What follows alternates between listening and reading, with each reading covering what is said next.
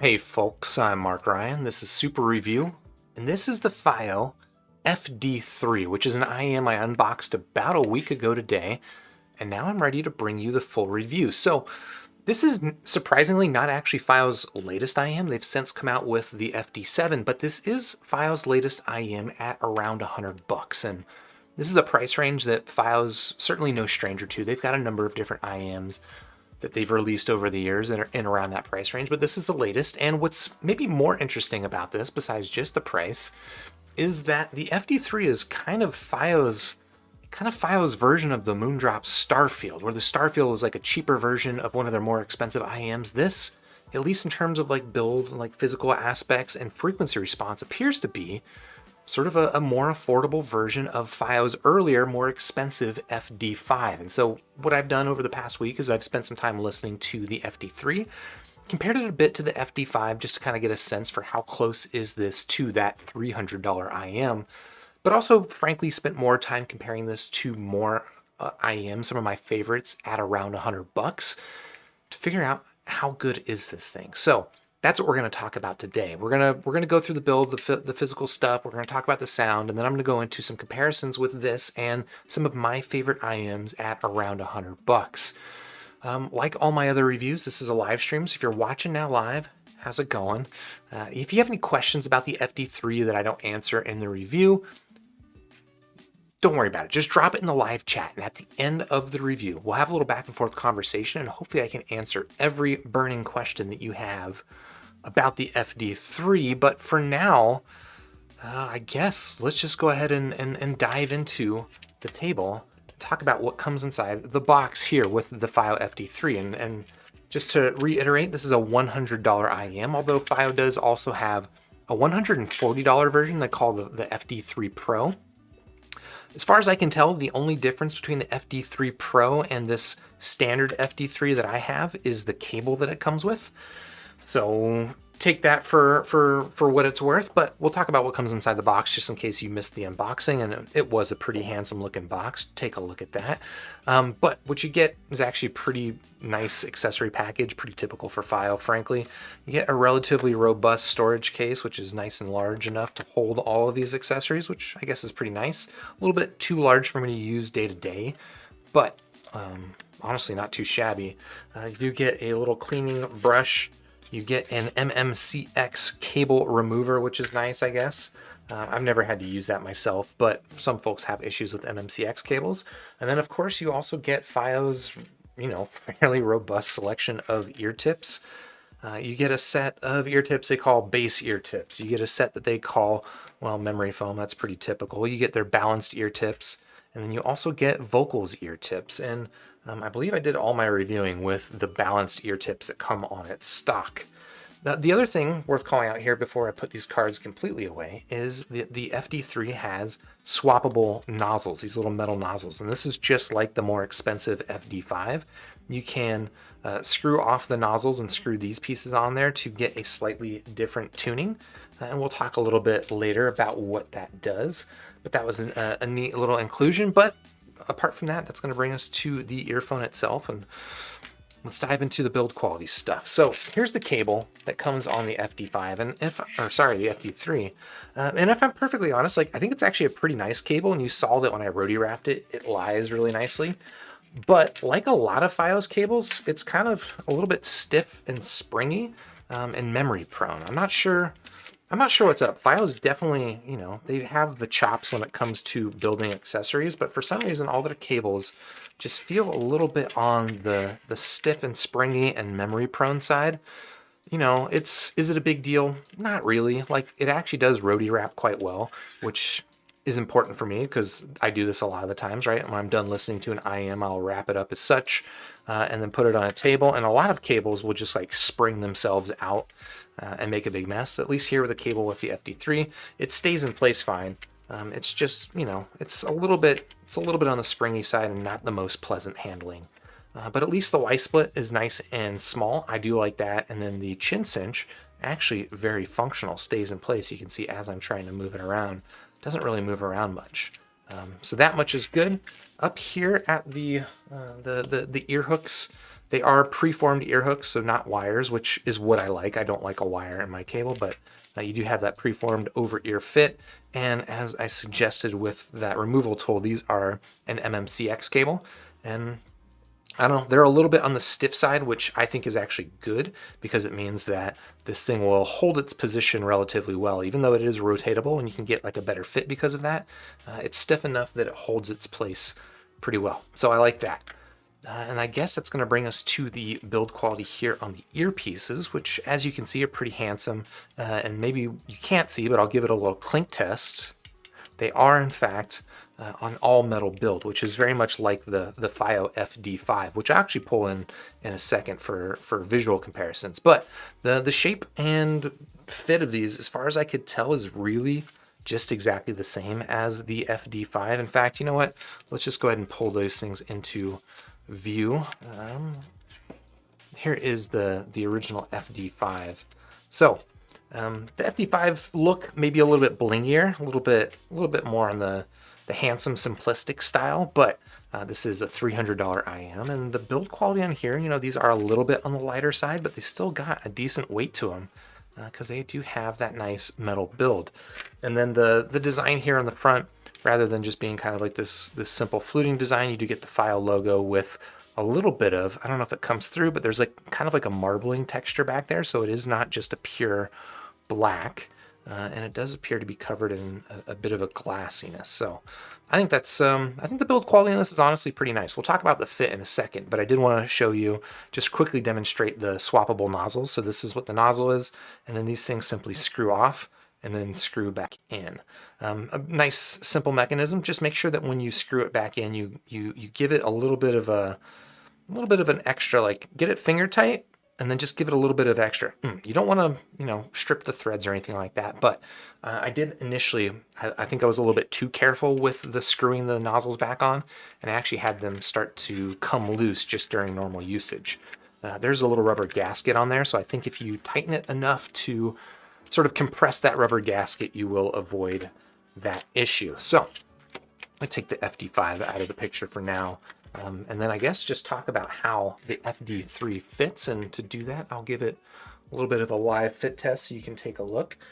Honestly, as far as I could tell, these really do fit just like the FD3, which is to say they fit nice and small, nice and comfortable in my ears. They are all rounded corners and stuff. You can see there's no sharp edges or anything touching my ears. And I don't think most people are going to have an issue in terms of this being like too large for your ear. You know, the only thing maybe worth calling out is that the nozzle is, actually, I don't think it's necessarily the nozzle, but it's just this body is a little bit on the large side,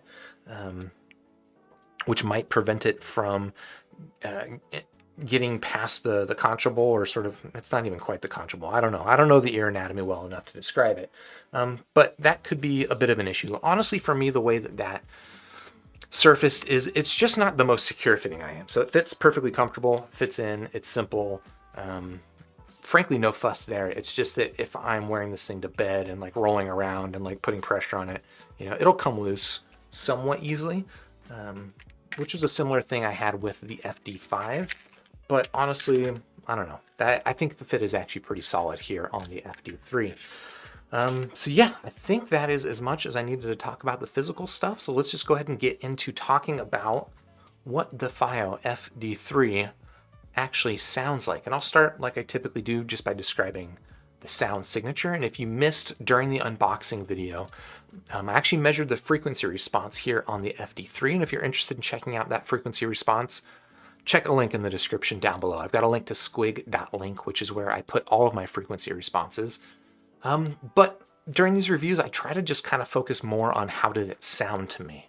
And I mean, it sounds about like it measures, which is to say that the FD3, I would describe the tonality as kind of just a bassy V-shaped sound signature, pretty traditional V-shaped, which means you get bass emphasis, you get some lower treble emphasis, and mid-range is definitely not the focus.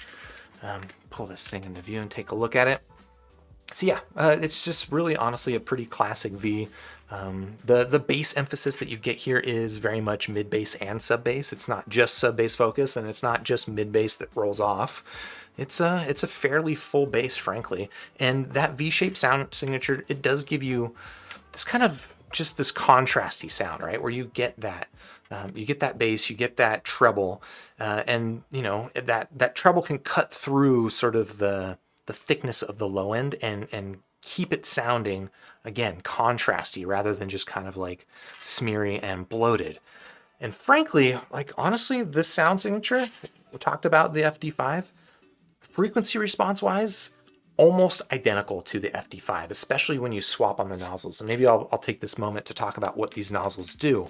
When I measure the frequency response of this versus the FD5, the only difference really was that the FD3 actually has a little bit less treble energy, which was interesting, but then these nozzles actually give the FD3 a little bit more treble energy that brings it up almost exactly in line here with the FD5. So honestly, the tonality, just the tonal aspects of the sound, almost identical to the FD5. I would say, and I'm not going to spend too much time comparing it to the FD5 because it is really quite close in terms of its tuning, but maybe worth talking about just briefly. I did find that the FD5 just sounds a little bit more spacious, whereas on here at the FD3 it sounds a little bit more closed in. I thought I attributed that initially to the treble, that difference in the treble tuning. So I've actually been listening to this with the black tips, which increase the treble to the same levels as here, but I don't think it quite makes up for the gap. So there is a little bit of difference in terms of the spaciousness of the sound, but otherwise you're really getting basically the same sound signature that you're getting with a $300 IM here on the $100 FD3. So what do I like about the sound here on the FD3? Let's talk about it. There's a couple things. So that tonality that I described, okay, it's not my favorite, but honestly, it's pretty inoffensive. It's just your classic V-shaped sound signature. You get your bass, you get your treble to cut through the mud, and it doesn't really come across like funky at all, which is what you can sometimes get with a V-shaped sound signature. Is maybe vocals come across a little bit just tonally awkward, and honestly, I don't have any issues with that here on the FD3. It's definitely not mid-range focus like my typical preference, but I don't think that it comes at the expense of wonkiness, okay? And so generally, I think the tonality here is going to broadly satisfy a lot of folks that are looking for bass, and it does that too, I think, without really being muddy at all. You know, a lot of times an IM with a lot of bass can come across kind of muddy, thick, soupy. You can lose the mid-range in more than one way. You can lose it sort of tonally just by de-emphasis, which I think is what the FD3 does. But you can also lose the mid-range in terms of just like tonal smearing and bloatedness in the low end. And honestly, as much as the bass is elevated here on the FD3, I really didn't have that issue. I think the bass is relatively well controlled where it's at. It's not too thick, it's not bloated, but it is fairly full and punchy. I will note on the bass though, I think the bass here is, it's more suited toward that punchiness and the decay and sort of like the textured decay that you might get on some other bass, maybe not the strength here. So I guess it's going to lead us into talking about what I don't love here on the sound with the FD3. And, well, I guess I just already talked a little bit about it. The bass is more dominant than I typically prefer, which is fine. There are other bassy IMs that I've listened to that I love, so, like, take this with a grain of salt. But if I'm just, you know, you're looking at my target frequency response, this is definitely quite a bit more bass, and it is mid-bass, sub-bass. It's just all the bass. So it's definitely more dominant. And, again, it's not so much that it comes across muddy. It just really does come across at the expense of the mid-range, which frankly, I think the mid-range here on the FD3, it kind of sucks. Like, it just doesn't have a lot of subtleties, a lot of the texture that you might get in vocals. You know, I said that vocal tonality is perfectly fine here. Like, it doesn't sound funky, but the texture and sort of that body and the emotions, that's a word I hate using. I'm not going to forget I just said that. But, you know, just a lot of the character of vocals, I feel just kind of get sacrificed here with that bass dominance. The treble, I would say, honestly, is mostly kept in line. You know, with the FD5, I had some issues with the lower treble, giving it a little bit of a metallic edge and a little bit of sibilance. And there is a little bit of that here with the FD3. But honestly, with the other filters, with the stock red filters, I felt like the treble was actually a little bit better than on the FD5. Again, I didn't quite get that same sense of space that I got with the FD5, and part of that might be the treble tuning. But honestly, the treble here is just, it's a little bit and yeah, so that's kind of, how I feel here about the FD3. And I've compared it to the FD5, which I think we've done enough of. I think more importantly will be comparisons to these, which are some of my favorite IEMs at around $100. Now these prices are not quite exactly $100, but we'll talk about how these all compare in a handful of different categories. And what we have, of course, the Fiio FD3. Here we've got Fio's other around $100 IEM. This is the FH3, and it's around $130, so it's a little more expensive than that, but I think within range. We've got the Moondrop Starfield, which is around $110, but you can also get the Aria, which sounds basically the same, for $80. So I consider that pretty close in price. And then finally here we have the Fiio Audio Legacy 2. And these are all actually fairly different in terms of their tonal balance. We'll talk about those tonalities a little bit. So honestly, like, I could see a good reason for anyone to pick any one of these. I definitely have my favorites, but I'll try to talk about these and how they compare in a way that hopefully you can make up your own mind. So yeah, let's just talk about the tonality. And here, when I say tonality, I'm talking about the tuning. I'm talking about the frequency response and the balance of things like bass, mid-range, and treble, and how well does it match what I want, which is roughly what I usually like is basically a neutral sound signature. So it should not be any surprise that the one that I think has the best tuning is the one that's the most neutral, and that's going to be the Legacy 2. I think, the tuning on this honestly is really, really quite nice. It's roughly neutral. It's got a little bit of sub bass emphasis to it that gives it a nice little bit of character. I think if anything where this thing is deficient is in the treble extension. It's a little bit dead up there. But honestly, like, this is just a really well-tuned IEM. Next up, in terms of tonality, I would say the Fiio FH3. Like the Legacy 2, I think you do have a mid-range focus here with the tuning, but you get quite a bit more sub bass than what you get here. You get quite a bit of bass here. I'll call this a boosted bass IEM, but it's really well isolated into the sub bass, so it doesn't come across as bloating up the mid bass and clouding and sort of masking the mid range. It's just honestly a really, really fun IEM because of that. If you want a mid range focus, but you still want the fun of bass, this is pretty solid. And then I think the treble balance is actually pretty good too. Maybe a little bit uneven though. Next up, I would actually say the Moondrop Starfield is probably my next favorite in terms of tonality. It's a little bit warmer than these two, which just means that the low end, especially the mid bass, is a little bit more full.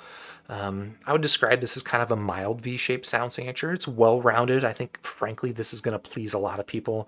This is probably the most inoffensive of the tunings here. Like, if you're not sure which tuning you like, this is probably the easiest bet. But it can also come across maybe a little bit tad boring because of that. And then last here in final place for tuning, I'll leave the FD3 just because, again, it's mostly a V-shaped sound signature. The mid-range really does take a back seat. And because of that, that's where I put it for my preferences. But again, if you want the bigger bass, this does have the medius low end, not necessarily the bassiest sound. I think the FH3 probably does that better because of that sub bass, but this has sort of the medius bass. So depending on your music, this might actually come across as the bassier sound. All right, so that actually leads me into talking about the bass, and I'll talk about it in terms of not just quantities of bass, but which bass do I actually like. And based on the description I was just giving, shouldn't be surprised, the FH3 is my favorite bass of these. Again, it's nice and sub-bass focused, and you do really get a nice sense of decay and character on it. Like, it gives you this nice sense of rumble and texture. You can really feel the bass notes in it. Especially if you're listening to music, like there's I'll give you a really specific example of a song I like to listen to. It's by The Roots called Mellow My Man, and it's got these really deep bass hits. Just go boom, and you really feel it quite nice here on the FH3. And again, because it's not like boosted in the mid bass so much, it doesn't really come at the expense of the mid range. So I love that.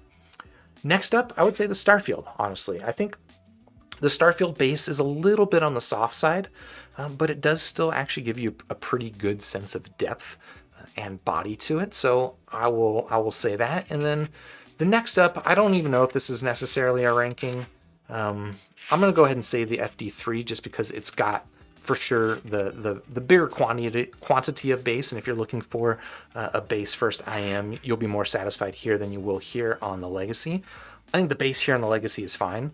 Again, it's relatively sub-bass focused, so it doesn't smear up the mid-range or anything like that, but it's not what this thing is about, whereas the FD3, definitely a bass-forward IM, and it hits pretty good, but I don't think it has quite the texture or the body, the physicality of the bass on either of these IMs.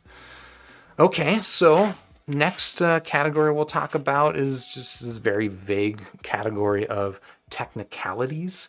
Talking about like how well do they do at separating the image and giving you sort of, this depth and sharpness on notes and stuff like that. And I think honestly the FH3 again is probably the top. I think honestly these three are kind of, they trade blows in that they're all about the same. The FH3, I think, does have, versus these three, pretty standout definition and layering, the strongest 3D sense. The treble is probably where this is weakest in the technical department. It just comes across a little bit plasticky in its timbre, so the treble not necessarily the strength there. But otherwise, I think that this is the more technical of the IMs here. Next up, and again, I think this is kind of a bit of a wash, so I'll rank these as roughly the same. But I'd say the Starfield comes up maybe next. It's a little bit smoothed over in the mid-range, but the bass and the treble extension that you have on here, which is actually pretty decent, do add a sense of depth to the Starfield that I don't think you quite get here on the FD3. The FD3, I'd say, is maybe a little bit more abrasive than the Starfield, which is kind of comes from that extra contrasty sound, that more V-shaped sound signature. It does give you a decent amount of layering, but mid-range detail is really just completely missing here on the FD3. And then finally, I'll say the Legacy 2, which is satisfactory in the technical departments. Mid-range is actually decent, I suppose, but it's a little bit on the plasticky side, kind of all around, apart from the bass. The bass is pretty solid, but again, it's not the emphasis here. And then finally, we're going to stop talking about sound and just talk about how these things fit in my ears and which ones do I like wearing. And honestly, the Legacy 2 is like a big winner here. This is not just my favorite IM to wear of this bunch. This is one of my favorite IMs to wear of any. Super comfortable, super secure. I love the fit here on the Legacy 2. And then next up, these are all fairly close. I would say the FH3 probably next up. It does give you this semi-custom shape, but honestly, I find that it's not the most secure in my ear. Like, it just doesn't lock itself in that well. It's fine, but honestly, I would say about the same here for the Starfield. Again, it fits nice and easy in my ear. It's comfortable, but it doesn't really lock itself in. And again, I would say just about the same here with the Legacy 3, or sorry, the FD3. So these are all about on par, where the fit here on Legacy 2 is above and beyond. So I think that is going to do it for my review here of the Fiio FD3. But I guess I got to give it a score. So out of 5 stars, I'm going to go ahead and give the FD3 a solid 3 stars. This is, it's a decent IM. In my Discord server, I was describing this as definitely an IM. Of all the IMs in the world, the FD3 is one of them, which isn't saying a lot, because honestly, like, to me, this is just, it is what it is. It's a V-shaped sound signature. It's fairly well done. Not the most exciting, not the most technical. Is it as good as the FD5? I think the FD5 is maybe a little bit better, but the FD5 also, I don't know. I gave that one a 3 stars as well. So this is not my favorite IM at around $100, but if you really do want around $100 IM with the word Fiio, I actually recommend the FH3.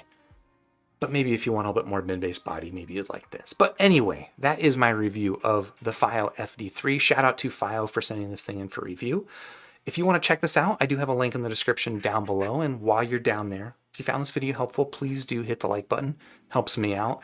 Subscribe to the channel if you're not already. Ding the YouTube bell. And that's how you ding a bell, right? Yeah, ding the YouTube bell. And then I will catch you on the next super review. Unless you're here live, in which case just hang around a little bit and let's have a chat. All right, let me Ruby wrap this thing back into place, get a sip of water, catch up with chat, and hopefully answer some questions. If anyone has any questions about the FD3, the FH3, the Legacy 2, the Starfield, or I guess anything else. Yeah, quite a competitive set, honestly, at around $100. And again, I could see some people preferring one or over the other for various different reasons. My personal picks would be FH3, then the Legacy 2, then the Starfield and the FD3, but I don't know. All right, let me catch up with chat. Abo Santiago, hello, how's it going? Shenzai, good to see you there again. Mohammed Rabi, hello, fellow audio peeps. Hello, how's it going? You are amongst friends. The chick, hello, what's up? Is that a rooster? That's a cool emoji. My Life Matters saying Moondrop Aria got dethroned. Yeah, so I compared this to the Starfield. I did a review of the Moondrop Aria, I think it was earlier this year. Honestly, I have a hard time telling apart the Aria and the Starfield. I went with this comparison with the Starfield just because I like the cable better. It's a little bit better handling, but other than that, like, I would roughly consider this equal with the $80 Aria, which, so for any of the comparisons I made here with the FD3, yeah, they're all about the same. Fatih, what's up? How's it going? Silverio Vicente Jr., I considered getting these, but then I looked at the headphones I have and I realized I don't need it. Man, that seems like a good move that I should try one day. We'll see. Gunnar Jones, hola, hola, ¿qué tal? Crash 42, I would love to hear your thoughts on the FD3 versus the HANA 2021. Okay, so caveat, I did not compare them head to head. In fact, I believe my HANA's on loan, so I haven't had it for a while, but I did listen to it for quite a bit and I remember it pretty well. I prefer the HANA quite a bit. I think the HANA is a better tonal balance. It's still, I would describe the HANA 2021 as your classic V-shape. It does have bass, including mid-bass emphasis and a bit of lower treble emphasis, but man, it's mostly upper mid-range, I think. And the treble emphasis is less about sort of that kind of raspy character that you can get from the lower treble emphasis that you get here on the FD3. And then I think also the tuning on the HANA 2021, definitely not a mid-range focus tuning, but I think it sacrifices less. I think the tuning on the HANA 2021 is closer to the tuning here on the Starfield, which is to say, yeah, it's still a little bit warm. It is still on the bassy side, but I think this is a better balance of mid-range tuning versus this, which just kind of sacrifices tuning to a greater degree at the altar of bass. And maybe you would actually prefer that, but for my preferences, I prefer the HANA 2021 quite a bit. I think also the HANA 2021 does a much better job at that imaging, that 3D sense, and really feeling like sounds are coming from these like sort of distinct positions around your head. I think the HANA does that great. In fact, pretty much all Panchjam stuff does that.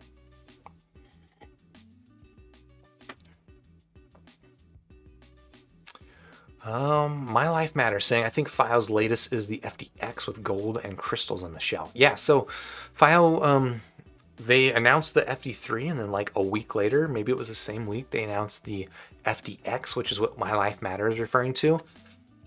And the FDX was kind of confusing because it looked like the FD5, but it was gold with diamonds encrusted in it. And that was surprising. But then it turned out like a couple days later, they announced the FD7, which is a more expensive single dynamic driver. It basically looks like the FD5, but in like a black or sort of gunmetal finish.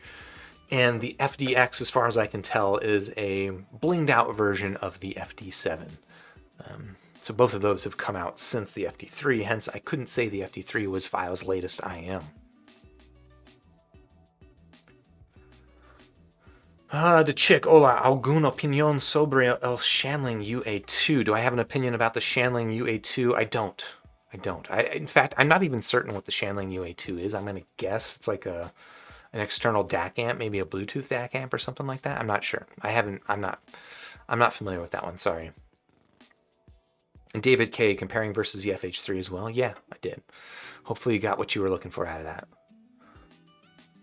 Crash 42. Any new info on the Moondrop Kato? Would you get an early review unit? It's on pre-order now with some bonus, and I'm very tempted. So, for those who are not familiar, I mentioned actually the Starfield here, right? This is sort of a more affordable version of Moondrop's KXXS.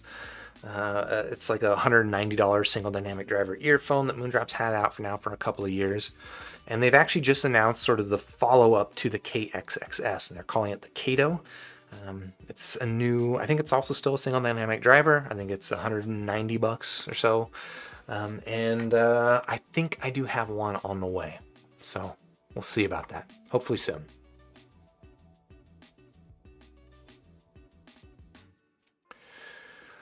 Muhammad Arabi asking, I know it's a hassle, but could you also graph the other tips that come in the box with the FD3?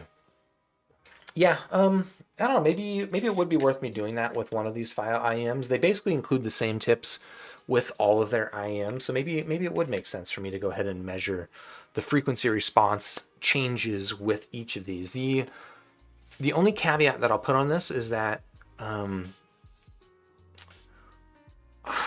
I definitely know you can measure frequency response differences with the tips, with the rig that I've got, like they will show up, but I don't always correlate those changes that I measure with what I hear.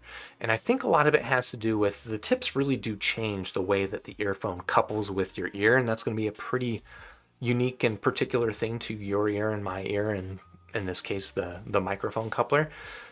So I think I do agree. I think that would be a good idea for me to go ahead and measure those, and I will throw those up on squig.link sometime this week.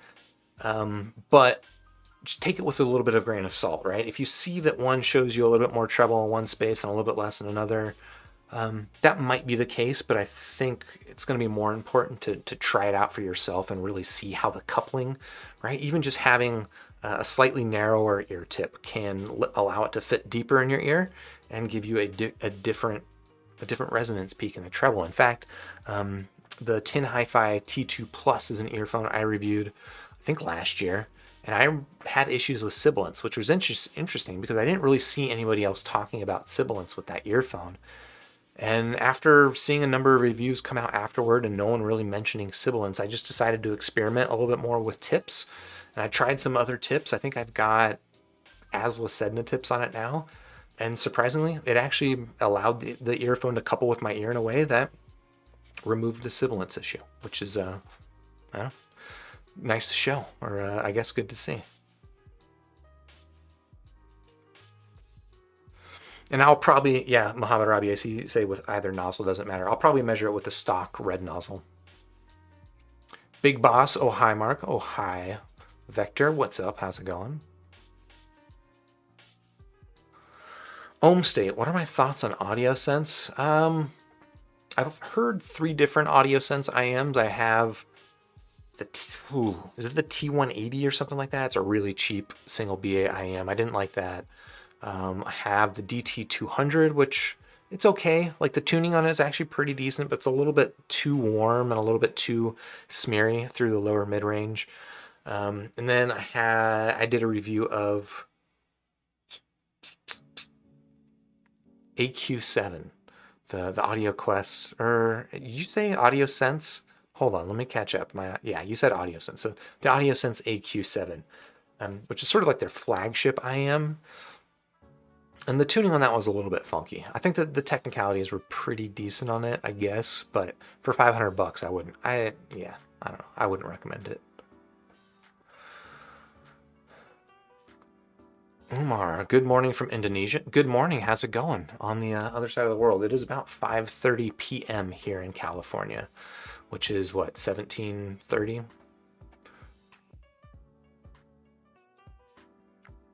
Daniel Sandoval saying the cable looks very beautiful. Yeah, I think the cable is it's pretty handsome here. Like of the batch sitting here, this is not the stock cable for the FH3, by the way, but of the batch sitting here, like I think it is a very handsome cable.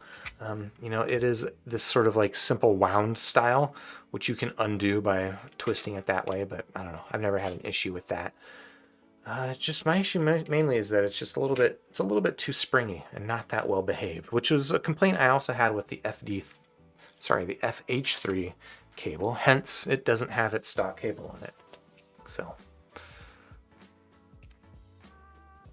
Planet JS Morning Mark, hope life is treating you well. Yeah, not too shabby, and good morning in Australia. In fact, it must be Monday morning there. So, are you sneaking this one in between work? It's still Sunday. I still got a little bit of weekend, but I do have to cook dinner in a little bit.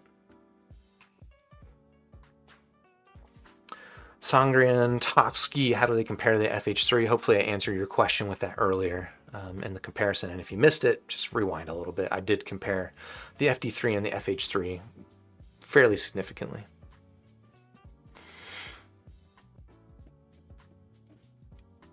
Brian Young and Daniel Sandoval kind of agreeing. They're talking about the branding here on the FD3. Brian said, don't like the branding front and center. Daniel Sandoval saying, yeah, branding is a major turnoff. Would prefer something similar to the Starfield or the Aria with the name presentation. And maybe, yeah, let's go ahead and punch on these and maybe get really nerdy and picky about branding. So the FH3 is actually pretty uniquely unbranded at all. Like it has an R on the inside, right? It tells you which earpiece it is. But other than that, there is no branding on this thing. It's nice and clean and simple. The Legacy 2, it's got no branding on the right earpiece, but if we go around to the left earpiece, they do have the Thea Audio logo, but I think that's pretty tastefully done. I don't mind that. The Starfield, it does have, you know, the word Starfield here, and then on the other earpiece, it has this print.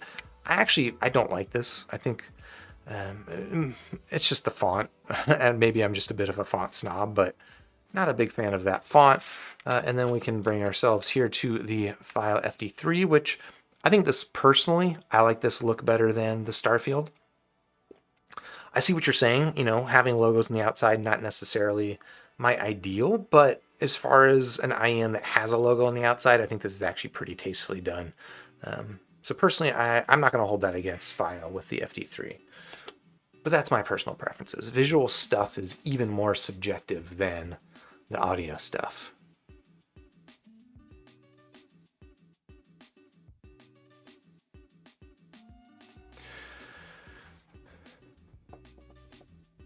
See some speculation about the stars, so just congrats Big Boss and JCap. Better luck next time. Things is saying, so I've been looking into the Etymotic ER2XR and the Maga OC-K5 as per your advice, and I'm kind of torn. Could you tell me how the two compare? I can do my best. They're pretty different, I'll be honest. They are both some version of neutral. I think the ER2 is the more traditional Etymotic neutral. Fairly forward, upper mid-range, somewhat lean, lower mid-range, but then you do get a really nice, satisfying sub-bass. Whereas the Maga OC is a warmer neutral, but a little bit brighter in the treble. The ER2 can sound a little bit dull in the treble, and I think another way that manifests is that technicalities I think are stronger on the K5. Like it just gives me a better sense of definition in space and the separation between instruments. Whereas the ER2XR, it does an okay job of that, but it's not its strength. The ER2 strength is really the tonal balance. The Maga OC I think is stronger in that separation. I think the ER2 sounds better. If like I just picking which one is more right to me, the ER2 sounds better. The Maga OC can be a little bit more engaging because of that added treble presence and that separation. So yeah, I don't know. That's honestly kind of a tough pick because they're so different. It's like I like them each for different reasons. The other big difference obviously is the fit, where the Etymotic is it's Etymotic fit, right? You got to fit that thing deep. And I don't mind the comfort of that. The bigger issue for me is just that it takes a while to kind of plug it in and out of my ear. And if you're in a situation where you have to take them in and out of your ear often, that can be kind of irritating and just a little bit tedious. Whereas the Maga Osi, it's actually really easy to fit in comfortably. Like it just plops into my ear at least. Fills it up. Actually, you get pretty good isolation on it as well, and it doesn't fit that deep. So, yeah, that's a tough one. I don't know. I'm not gonna make your choice any easier. I would say the ER2 is like the safer bet, but the K5 honestly might be. If I had to pick between them, I'd probably pick the K5. Just because it fits more of my use cases.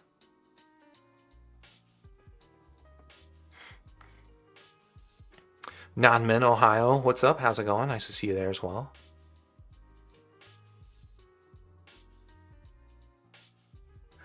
Mohammed Arabi, does the 5K peak cause any sibilance or extra spice? So, Mohammed is talking about the frequency response here on the FD3, also the same essentially as the FD5. There is a peak at around 5,000 hertz.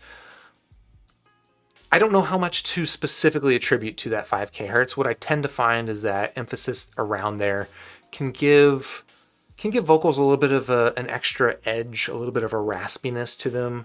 Can sometimes sound a little bit metallic, I suppose. Sibilance I tend to attribute to treble emphasis a little bit higher in the frequency response than 5K, but I don't know. That's kind of a difficult thing for me to really assess, as I don't build and design IEMs. But I guess maybe your question, maybe another way to answer your question is like, is that 5K peak irritating? And it's not, I actually found that it was not as bad here on the FD3 as it was on the FD5. The FD5 I found it a little bit more irritating, but in either case, neither of them bothered me that much. Like sibilance, neither of them is fantastic with sibilance. Like if you have a track that has sibilance in it, you'll hear it there, but they're not like introducing sibilance in places I don't expect it, which is what a really sibilant earphone can do. Hopefully that answers your question.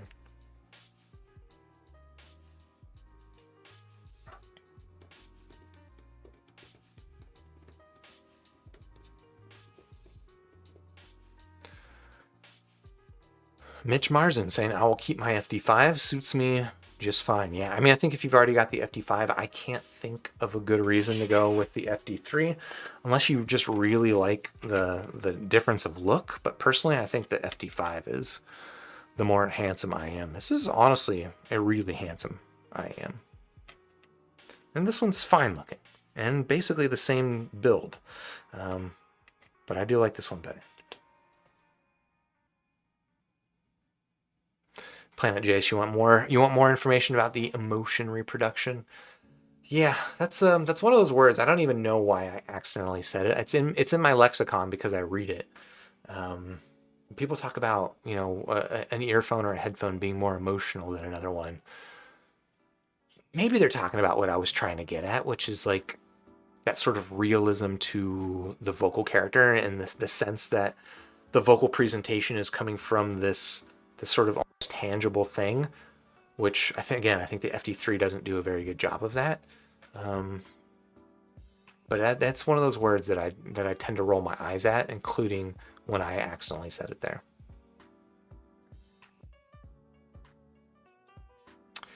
Shimon, what's up? How's it going? Always good to see you there. On Planet J saying, I love my Starfield, like you said.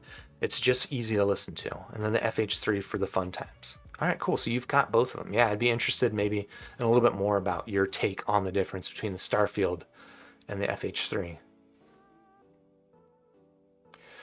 Shimon saying, I would like to see your take on the Tri-Starcy. I know for sure that they are better than the Starfields that are around the same price. You know for sure. That's a bold claim. Yeah, I don't know. That's one of those IMs that I'm interested to hear, but I haven't gone out of my way to hear it, and so because of that, I guess I haven't heard it. I wouldn't hold my breath on that one.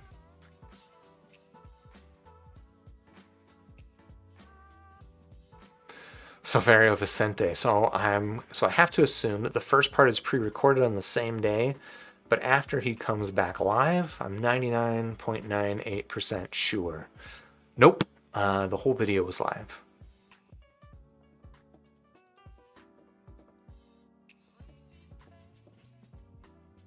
If not, maybe consider it LOL.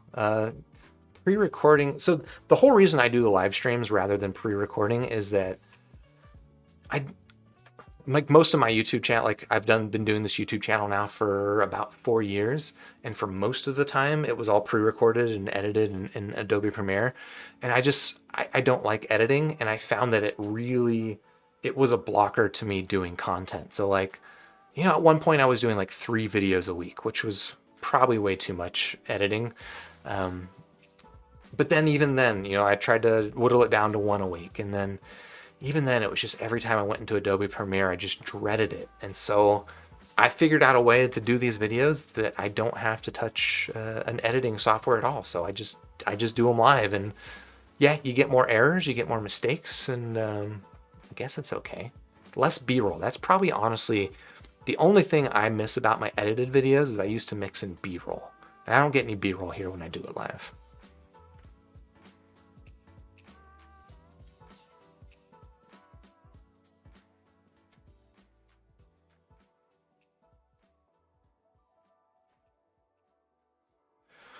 Muhammad Rabi, what does plasticky treble mean exactly? Yeah, I mean, how do you explain a thing that maybe a person doesn't have the same experience with?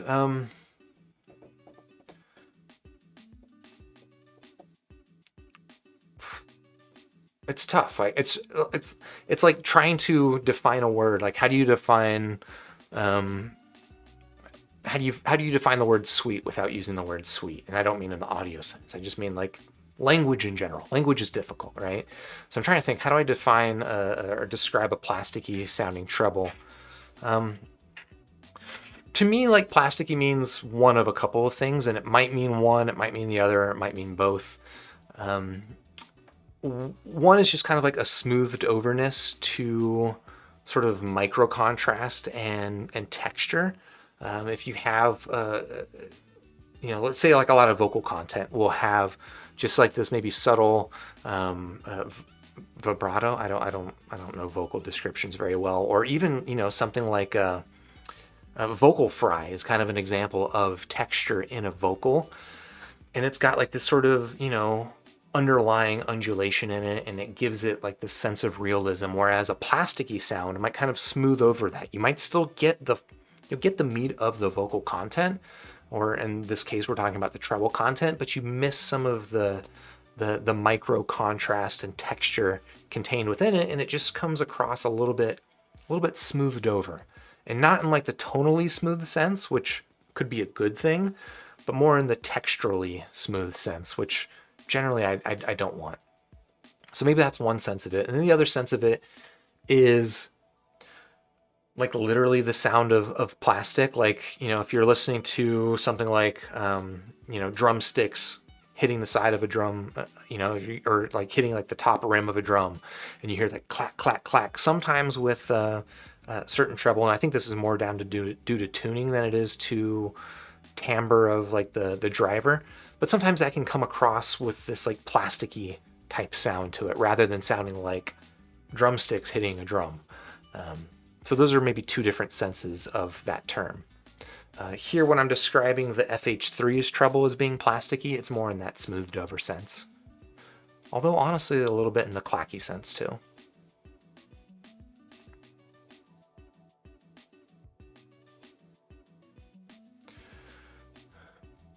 Oh no, live chat scrolled ahead again.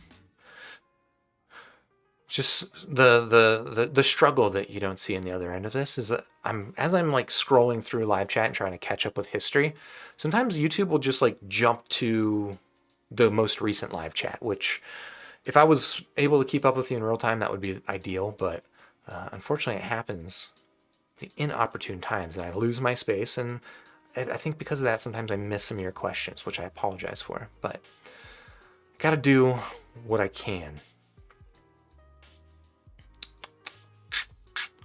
Trying to find my place.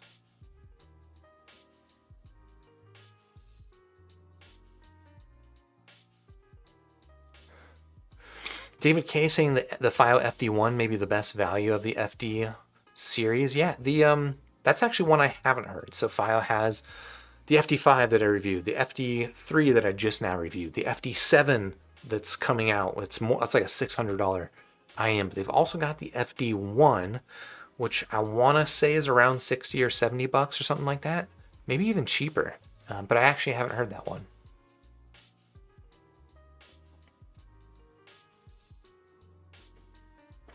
Fatih, glad you like your FH3. FH3 is still an IM I like quite a bit.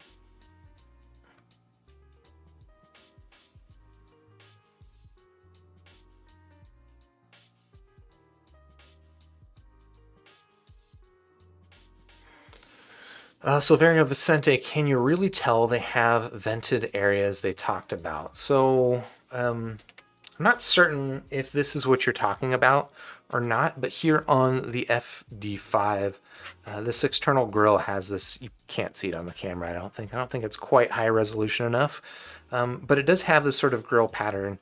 And I know that Fiio, when they described it as sort of as being like this vented open air earphone. And honestly, it never really felt that way to me. Like, this just feels to me like a pretty typical IM. It's not the most isolated, right? There are certainly some IMs that will isolate more, and the Legacy 2 is a pretty good example.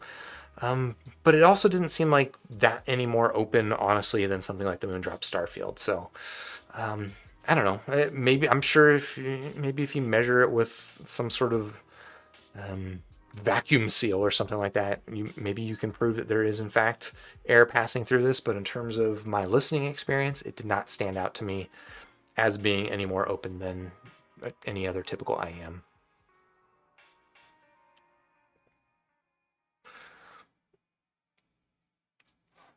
Oh, Mohammed Rabi, you're CLK on Discord. Cool. Glad you can make it. Eduardo saying, is exactly the competition I wanted to see. I found the Fiio very beautiful. I have the Starfield, then you don't understand having both.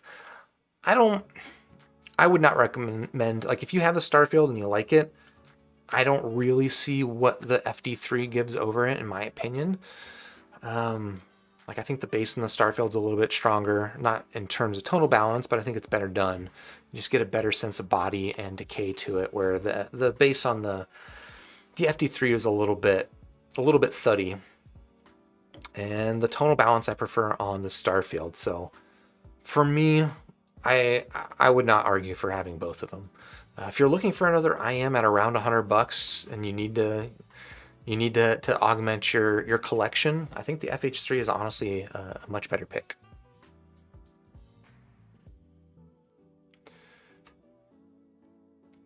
Michael Hall, thanks for the comment. Thanks for watching too. Ooh, Daniel Sandoval, which of the 4 cables do I prefer in terms of quality and build? This one's going to be pretty easy for me, but I'll go through them all. You didn't talk about that one. This one is probably my least favorite cable of the bunch. Well, no, this would probably be my second least favorite cable of the bunch. Because again, it's like springy. You can see as I'm unwinding it, it is becoming a little bit of a problem. And I don't know, it's not a big problem, but it's enough to annoy me. But I would say that's my second least favorite cable. My first least favorite cable would actually be the cable that came here on the FH3. Very similar issue. It's just kind of springy and stiff and memory prone, but even to a worse degree. Hence, this one's on an aftermarket cable. These two, I think, have both really pretty solid cables. Some people complain about the Starfield cable being a little bit on the thin side, which it is. And I've just tied it into a knot, which I promise you is not typical. I think, honestly though, I like this cable. I like the fact that it's purple. There are not a lot of purple cables. It looks pretty handsome. My biggest complaint with this cable would be the relatively large Y-split and the lack of a chin cinch. Whereas here with the Legacy 2, this cable is just, I mean, there's nothing fancy about this cable. This is what I called, this should just be like standard issue IM cable. It's not especially plush, but it's well behaved. It looks nice. It's got a small Y-split. It's got a functional chin cinch. It's maybe a little bit on the cheap looking side, like cheap and plasticky, but it stays in place. And honestly, this is that would be my favorite cable of the bunch.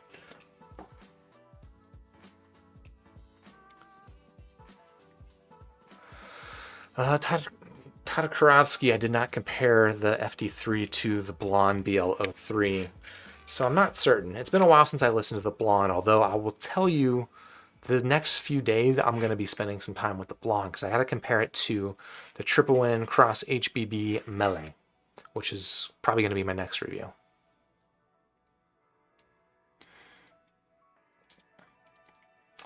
Jorge, hey, if you have $300 but you want 3 different sets of IMs, what should you buy? So if you're like set on, I mean, I'll tell you up front, this is not answering your question, but up front, if I had $300 to spend on IMs, the Moondrop Blessing 2, like hands down, that's what I would do. But if you're set on having 3 different sets, let me think.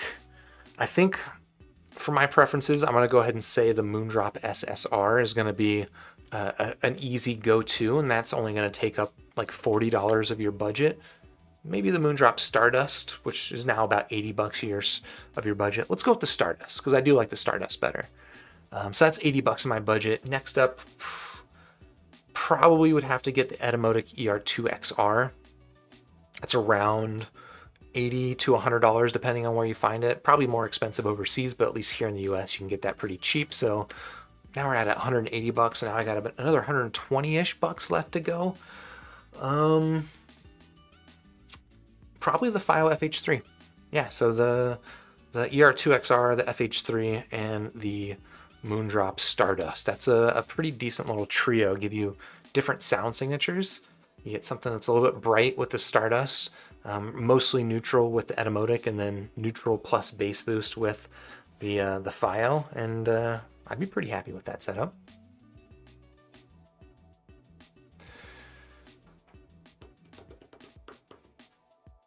And yeah, there's other combinations I could do too. Like I didn't include the Tangent Hana stuff in there.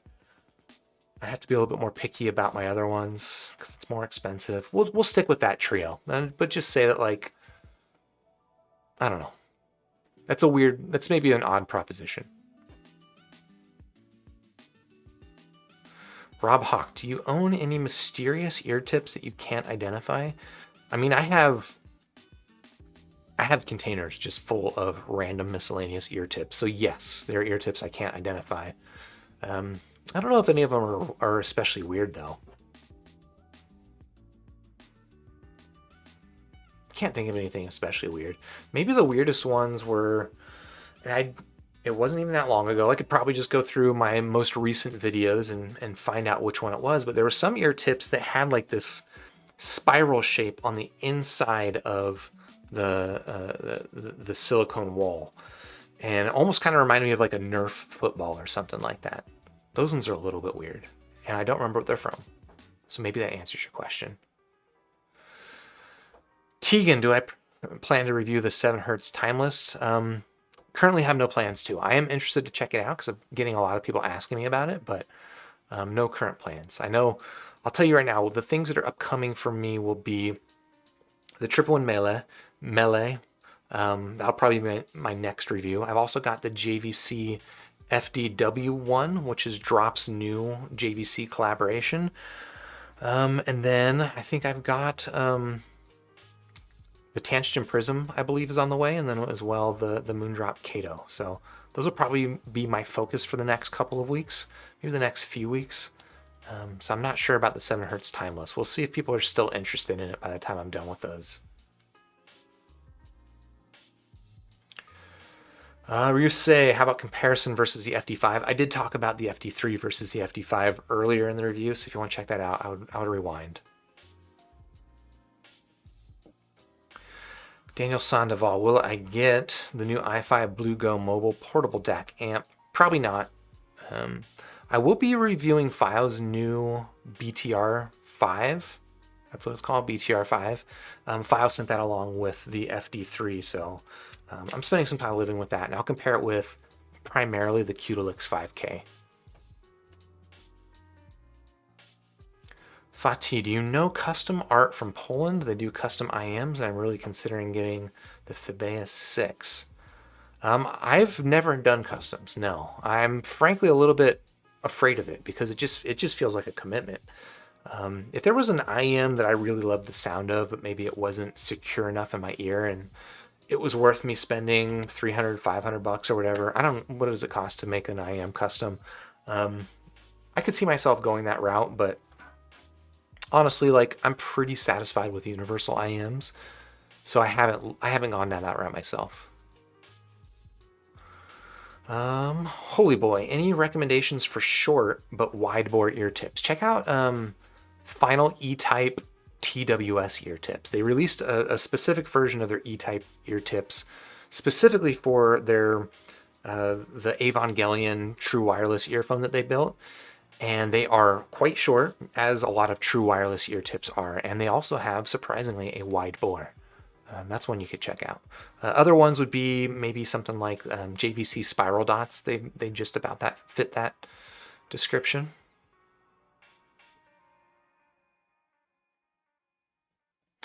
To check Fiio Audio Legacy 2 versus the Legacy 3. I haven't actually heard the Legacy 3, so I don't know. The Legacy 2 I'm pretty happy with. Again, it's not the most technical sounding IEM, not even at its price range, but the combination of a really good frequency response and phenomenal fit means I actually like it. And this is an earphone that I've actually just for fun gone out of my way and listened to even after the review, which is not true of all the IEMs I have here. In fact, on the table, this is kind of like how, this is kind of, I don't know, this is a hard barometer for me to use to gauge an IEM by, because I don't really know until after the review, but for me it does seem notable the IEMs that I spend time with after the review. And the FD5, unfortunately, I mean, I did some experimenting with the nozzles and stuff, but I did not really spend any time listening to that. I think the FD3 is probably going to be the same. The Starfield is an IEM that I bring out a lot of the times for comparisons because it's such a decent all-arounder, but honestly, I don't listen to it for fun. But these two, I pull these ones out every once in a while and still listen to them, even though I've got more expensive stuff. But just, you know, a combination of the really satisfying bass here with nice mid-range, and then again, nice tuning with the really fantastic fit, just for certain moods in my life or certain things where those things are important to me. I've been known to pull these things out from time to time, even when I'm not reviewing them. So there you go. Holy boy, are the reverse star lines overhyped or actually good? And I think you're referring to KZ's ear tips. People found if you turn them inside out, which don't think about it too hard, but you could turn those ear tips inside out and it changes the shape. And then I think more importantly, the texture on the inside of the silicone on those tips is just much grippier than the texture of the outside, which is kind of like chalky and hard. I haven't spent a ton of time listening with those ear tips, but I did find that I liked them better inside out than I did the normal way. I just know that it is going to change the fit quite a bit, so it's probably going to size it up. So if you're starting with a medium tip and you swap it inside out, it's probably going to fit a little bit closer to a large, maybe not quite, but a little closer to a large. So if you normally wear a medium, maybe you turn a small ear tip inside out. Big Boss with a good question. When I say the Etymotic fit has good ergonomics, but is more irritating for removal and reinsertion, yeah, let's see. How would I rate the ergonomics of the Etymotics? They're very secure fitting. So there's like kind of two categories of ergonomics for me. There's maybe multiple categories. Let's see, how do we break this down? We haven't broken down the science of ergonomicy yet. But let's see, there's like how easy it is to fit into the ear, right? Take in and out, sort of that ingress and egress, and how easy is it to get a really nice fit. That's one attribute. There's how comfortable is it? Maybe that's it. Maybe those are the two main attributes. And I would say, oh no, and then three would be how secure is it, right? How well does it hold itself in place as you're, sleeping, rolling around, or just chewing, right? A lot of the times chewing can end up breaking the seal of an earphone. So let's say those are the three categories of ergonomics. And Etymotic, I would say, does really well at the security. The ingress, egress, I would say it's amongst the worst. And then comfort, I would say it's not the strong suit, but I'm fine with it. So yeah, I would say, let's say out of 3 stars possible, the ergonomics, I would give it like 1.25 ergonomic stars for the Etymotic stuff. Whereas something like the Legacy 2, on terms of ergonomics, right? Fit and security, I'll give it a star for that. Comfort, I give it a star for comfort. And then the ingress and egress, how easy it is to get a nice seal, I give it a star for that. So this gets all 3 ergonomic stars. This one, the FH3, I would say I'd give this 2 ergonomic stars. It's good on the ingress, egress, good on comfort, but not the most secure. We just established a new rating system here. It's the rating system of ergonomics. And note that I'm saying, as Big Boss pointed out, ergonomics and not ergonomics. That's completely different. Ergonomics is about science and like making sure you don't hurt yourself. Don't listen to me when it comes to ergonomics. When it comes to ergonomics, however, I'm pretty opinionated.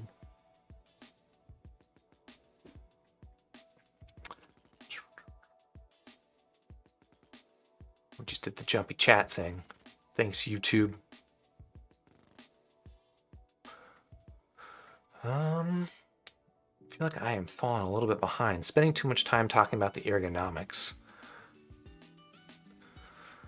James Taylor, review of the Moondrop Kato on the cards. Yes, that should be coming. I do believe. Jason, do foam tips fix the treble sharpness on the C Audio Bravery? I didn't do any tip rolling on the Bravery, so I don't know. I'm sure you can find something. You know, whether you try just standard foam tips, and it might have come with foam tips, mine didn't. Or you try something like Comply ear tips with wax guard. They've actually got kind of like a filter built into them. There's some ear tips by a brand called Austri that actually has like tuning filters built into the ear tips, and they come in like different strengths. Maybe one of those would help out. I'm sure you could do something to make the treble a little bit less irritating, but what does it come at the expense of something else, which sometimes can be the case. Not always, but sometimes.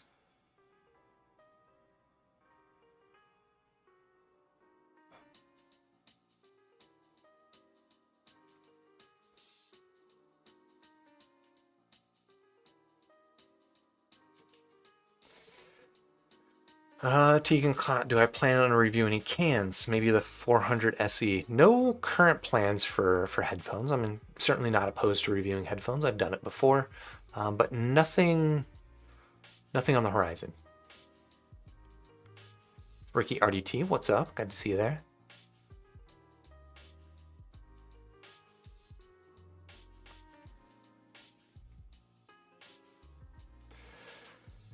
Iggy Burton, will you be reviewing the Triple Win HBB Melee? Yes, I am reviewing that one. That should be my next review. Possibly as soon as later this week. We'll see.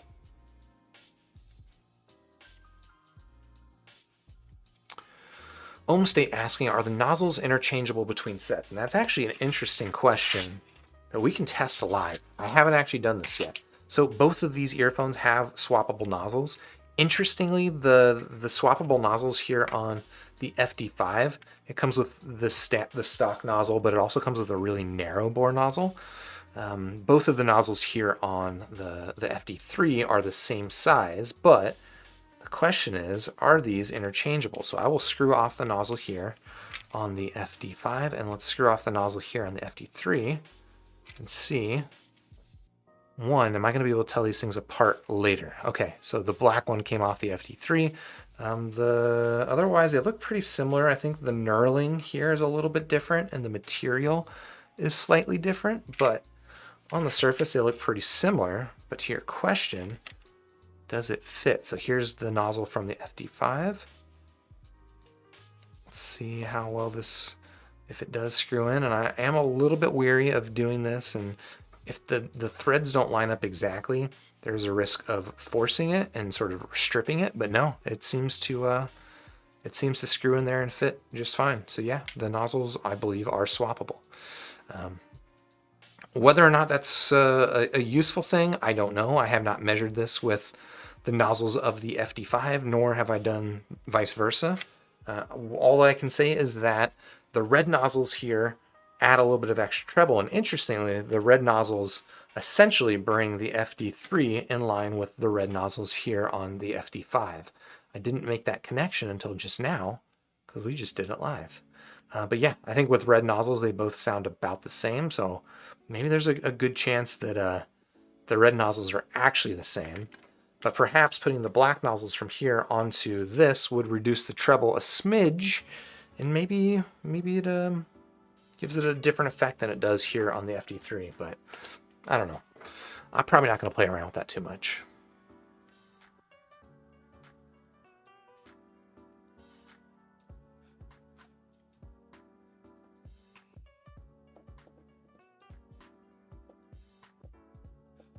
Home State saying, I love IM cables. Whether or not they alter the sound is a separate topic entirely. The difference in aesthetics is what attracts me. If the sound improves, then it's a plus. Yeah, I mean, I think I love swapping cables too, but for me, it's exclusively about the aesthetics and the handling characteristics. I didn't talk about this cable because this is an aftermarket cable. I don't love the ear hooks. They're a little bit crinkly sounding, but apart from that, I love the behavior on this cable. Like it just, this is about an ideal behavior for a cable for me. It's a little bit soft, a little bit floppy. Rody wraps quite well. It's not stiff, not springy. This is just about ideal. And then it's actually got a pretty functional chin cinch. See, it stays in place quite well. That is just about what I want to see out of an earphone cable. Of the bunch, the Legacy 2 does the best of the stock cables. Next up that, and then, yeah, these are both too springy.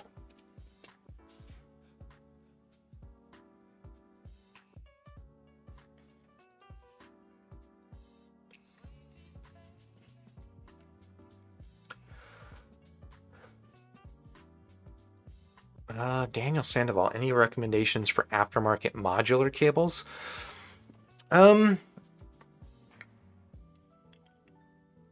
There's really just two brands doing the modular cables in a way that I like. Fiio does them actually pretty well. Like the terminations don't. In fact, I think the cable here on the FD5 is one of these modular cables. Am I right? I forget. Can I unscrew this? I can. So I think Fiio's solution is actually pretty nice because you get a very compact termination here. You can see it's maybe a little bit bigger than a standard 3.5 millimeter termination, but not much. So I think that's really well done. And then Dunu does them, I think, really well as well. I think the mechanism on the Dunu is a little bit nicer and easier, but it is a little bit bulkier than the Fiio. I think Duno's cables I like better than Fiio's cables. Again, I just kind of complained about the springiness of Fiio's cables. Maybe they've got an aftermarket cable that doesn't have those issues, but of the ones I've used, that's my impression, where Dunu cables are actually pretty well behaved. But other than those, I haven't really, I'm trying to think. I guess Moondrop had one with the swappable terminations. I didn't like the mechanism on that one as much. It was bulky, kind of ugly. Yeah, I don't know. There's some other brands, I think, doing it in different ways. I haven't gone down that route myself too much just because, frankly, I prefer just having 3.5 millimeter on everything still.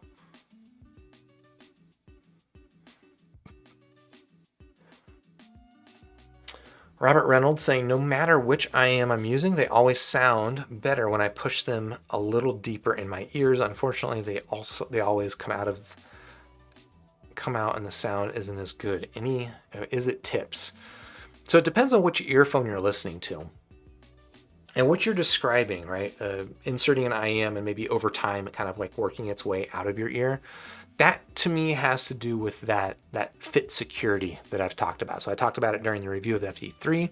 I talked about it as we established the metrics of ergonomics. There's that fit security, and something like the Legacy 2, because it fits my ear so well, and I don't know if it's going to fit your ear as well, but because it fits my ear so well, it just does not come loose over time at all. It fits as well when I first put it in my ear as it does an hour or so later. It's because it stays in place really well. And part of that, you're asking, is it ear tips? Ear tips can definitely help, but I found honestly, like, earphones that maybe aren't the most secure in the way that you're describing. Some ear tips can help a little bit, but none of them really ever solve it. So some of the ear tips that I've found help some be something like spin fit ear tips. They fit a little bit longer and a little bit deeper, and you can get like the newer ones have a nice soft silicone on them, so that can help. Final E-type ear tips, they also have a nice silicone with a bit of grippiness to them that can help hold them in place a little bit better. Obviously, also try experimenting just with smaller ear tips to see if that helps at all. Probably the ear tips that are going to have the best chance of helping, well, I guess one, foam ear tips. Those should solve your problem. Like foam ear tips, you squish them, you stuff in your ear, it'll expand. It's going to hold itself in place pretty well, but I don't love foam ear tips. The other recommendation I was going to give would be Asla Zelastec ear tips. They have like this really grippy, tacky character to them that I find just really holds them in place in my ears quite well. The only caveat there is that if your ear tends to sweat after a longer listening session, as moisture builds up between the ear tip and your ear, it's going to lose the effect of that tackiness. But I did find that the tackiness at least helps out, at least initially.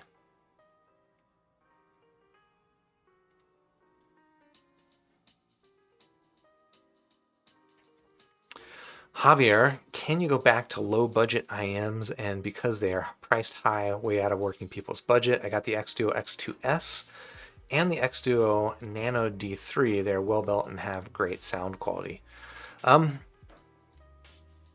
mean, I'll just say this, man. Like, if your budget doesn't include some of the IMs I'm reviewing now, I reviewed a bunch of budget IMs I still think are really quite good. So there's really no shortage. And if you're just I don't know, if you're like caught up on needing to buy something new, I wouldn't worry about it. Like there's some really good stuff in the budget space. And if you haven't checked out, squig.link, look for the rankings list.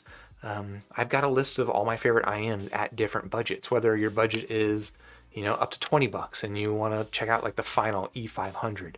Really phenomenal sounding IM for the price, or your budget goes up a little bit more and you can pick up something like the Blonde BL03 or the Moondrop Starfield, right, or the Tin T2 Plus.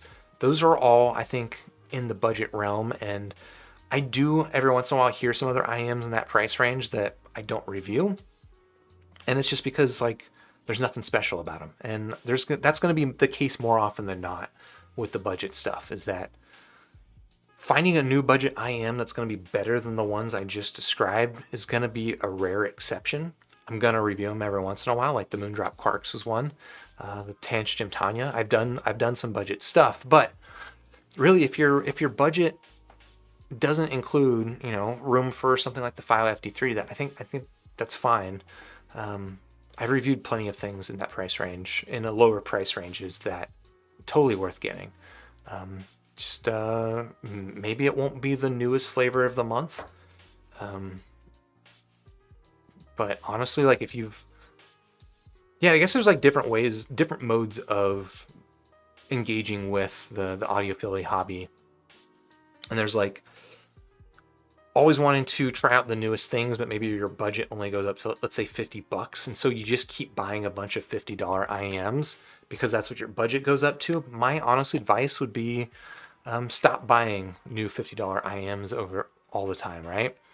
If you don't have any IMs and you have $50, I've got good recs for you.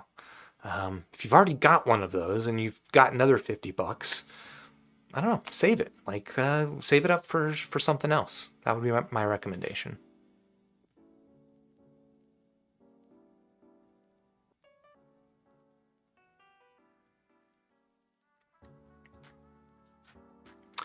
James Taylor saying, I still don't know what soundstage is supposed to be. From etymotics to open planars, it feels like the music exists in the same amount of space to me. Am I missing something? I think not entirely. I talked about this a little bit in my last video, so I'm not going to dive into it too much, but soundstage is definitely a thing that it doesn't stand out to me very often. And like sometimes it does. Sometimes I listen to something, I'm like, wow, that really does feel like it's making sound from a bigger plane of existence than something else. but most of the time everything's about the same. And then also the way that other people describe soundstage, from one headphone to the other being like way better, I definitely do not always hear it that way.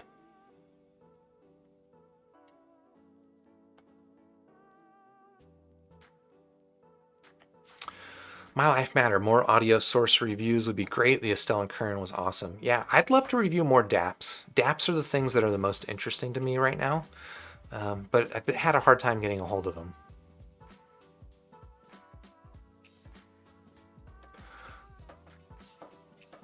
Big Boss Steel Precogs DX300. Unfortunately, I think Precog and I are going to lose the connection. He's moving down to SoCal soon.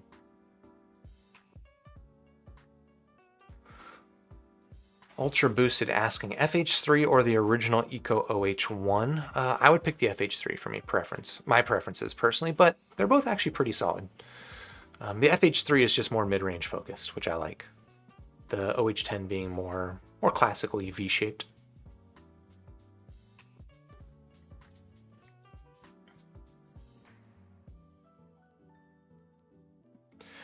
Jason, I'm not going to be able to answer the question that you're trying to ask. I can't tell you if the Bravery will become an SA6 with different tips. It's not a good question, sorry. Holly Boy, have to go, but thanks for the great reviews. Thanks for hanging out, and maybe that's a good time for me to go ahead and shut down the stream. So thank you all for tuning in, hanging out, and all the questions. If you want to ask more questions, by all means, drop into the Discord server where I spend way too much time, along with a bunch of really good people here who have been a part of this chat. But otherwise, yeah, hit the like button down below, subscribe to the channel if you haven't already, click the links in the description if you want to check out the FD3, and I'll catch you in the next Super Review. Have a good week.